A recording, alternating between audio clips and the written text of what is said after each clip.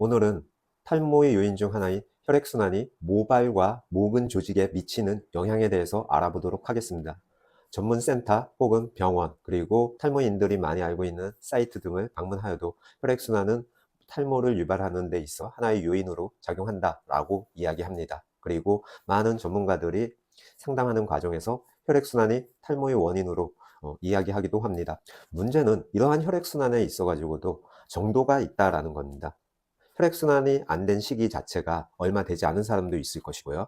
또 혈액순환이 안 된 시기가 오랫동안 지속적으로 안 되는 그런 케이스도 있을 것입니다. 그러면 각각의 케이스에 따라 가지고 두피나 모근 조직에 미치는 영향력은 당연히 달라질 수밖에 없는데요. 문제는 이렇듯 순환의 정도에 따라 가지고 두피에 나타나는 현상 자체, 그리고 모근에 나타나는 현상이 차이가 있음에도 불구하고 그냥 혈액순환 하나가 안 되는 것으로 이야기한다라는 거죠. 오늘 이 시간에는 혈액순환의 진행 정도에 따라서 모근과 두피 조직에 어떠한 변화가 나타나는지 살펴보도록 하겠습니다. 1단계, 혈액순환이 3개월에서 6개월 정도 지속적으로 안 될 경우에는 모발 성장 속도가 감소합니다. 그리고 모발의 굵기 변화도 나타나게 되는데, 이 단계에서는 미세한 변화이기 때문에 쉽게 인지하지 못하게 되는 부분이고, 일반적으로는 약간 모발이 부드러워졌다 라는 정도로 느끼시게 될 것입니다.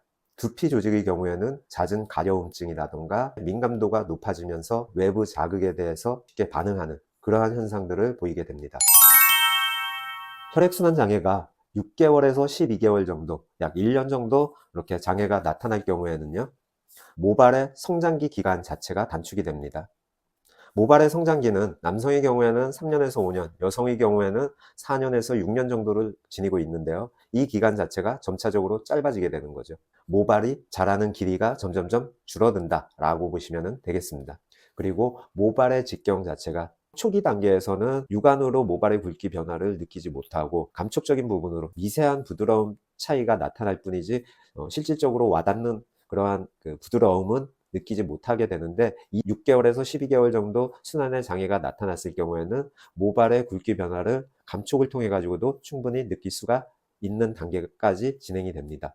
그리고 전체적인 모발의 밀도 변화가 나타나기 시작하는 부분으로 두피가 외부에 서서히 노출되는 그러한 시기입니다.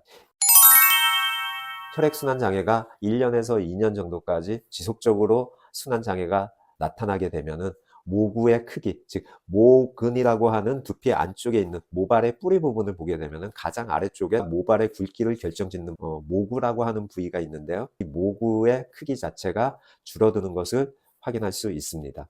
그리고 모구부 안에 있는 혈액으로부터 영양분을 공급받아서 모발을 생성하는 모모세포라고 하는 세포에게 영양분과 각종 성장 물질들을 공급해주는 모유두의 세포가 줄어들게 됩니다.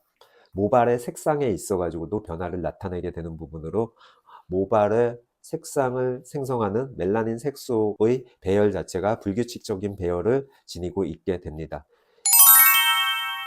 2년 이상 혈액순환 장애를 겪게 되면은 모낭의 크기 자체가 현저하게 줄어드는 것을 확인할 수 있습니다.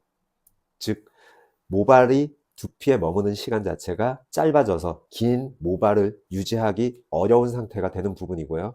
그 기간이 길어지면 길어질수록 모발은 솜털화되는 것을 확인할 수 있습니다. 모낭 주변으로는 영양 공급이 제대로 이루어지지 않으면서 섬유화되는 현상을 겪게 됩니다. 외부에서 봤을 때는 이제 두피 조직이 딱딱하게 보이게 되는 부분입니다.